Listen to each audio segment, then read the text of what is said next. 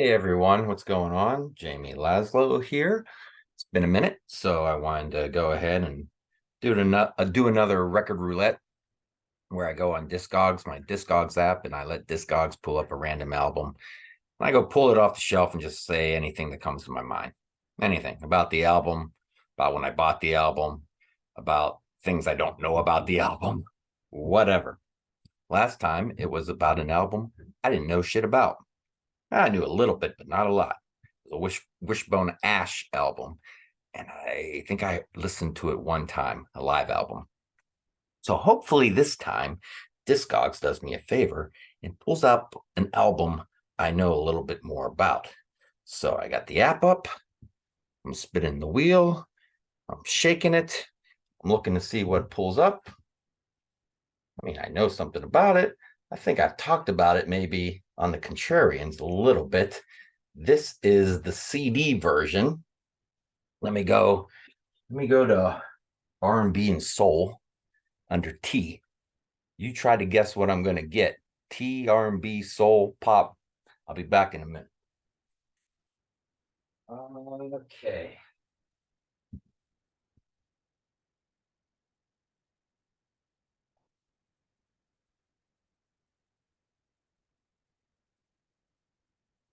Ooh, ooh.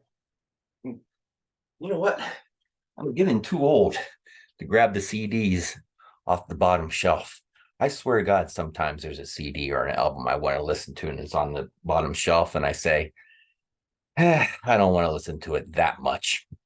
I swear. And sometimes I grab something right about here instead. So today, Discogs brought up the best, the biggest, I think, the biggest comeback album of all time, in my opinion. And that is Tina Turner's Private Dancer, the CD version. And as you can see, the CD here has a different cover than the the original vinyl. The original vinyl, where the hell is it? I think it's in here. We all know what it looks like, right? She's got her, hold on. She got the legs showing there. Pretty iconic album cover. I don't know why they ever changed it. I don't know what the story is. Maybe I should go on Wikipedia and read up on this album and see, you know, why they made a second cover. I couldn't tell you why. I mean, the legs isn't too much revealing, is it? I don't think so. I mean, she looks good in both pictures, if you ask me. She was what, 44 when this came out? Think about that, making a comeback at 44 years old. I think the first hit off of this album was the first single was Let's Stay Together. And I don't think it did well. But then What's Love Got to Do with It, I think was the second single and then exploded and went to number one. And then you just had Better Be Good to Me and Private Dancer. And then before you know it, she's a hit machine during the 80s. And then by what, 1989, she's playing stadiums around the world. Just one chick who was like a has been 10 years prior. So, yeah, you got to really respect that. I mean, when she died, I, we all saw it coming, right? There was a documentary on what, HBO, and it was kind of like her goodbye to the world. And that was maybe 3 years ago, maybe four, maybe three.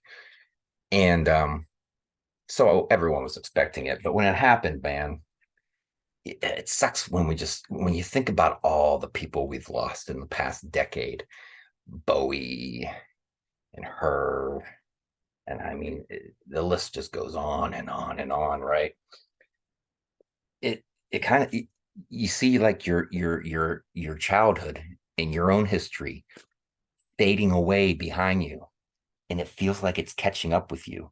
You know, the fading awayness of life is catching up with you, and you're trying to run, but guess what? It catches up with you, and then you fade away. And I think that's what really kind of hits home with a lot of these deaths from people from our childhood, maybe even subconsciously, that we feel like we're standing in line, you know, okay, Tina, she was old, but I just moved up a spot, in the death line. So, not to bring this whole episode down or anything, but she did recently pass away. And yeah, I thought, she was great. I thought she was sexy all the way up into her mid 50s. This chick, she's one of those girls that, was she a pretty girl? Debatable. Sexy? Fuck yes. Sexy as hell. And sometimes that's even better than pretty. So yeah, Tina Turner, private dancer. Um, I mean, better be good to me.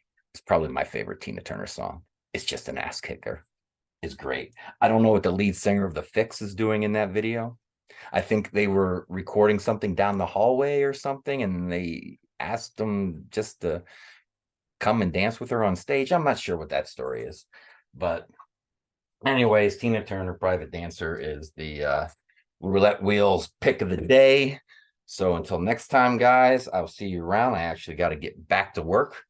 I work my my my computer and desk is in the closet, and I just open the door and work and sit here. And then when I'm done with work, I shut the door. And then when I work, I open the door and sit there and work. And I got my stool here. So yeah, because I'm like just a few days away. But what day is it today? Thursday, Friday? Oh God. I'm 2 days away from my mother moving in with me. So I'm gonna live down here for the foreseeable future and have my life down here. So until next time, guys, you go on with your life and I'll go on with mine. And my life is going to get a lot more interesting, it seems, in 2 days. So until next time, guys, I will see you around.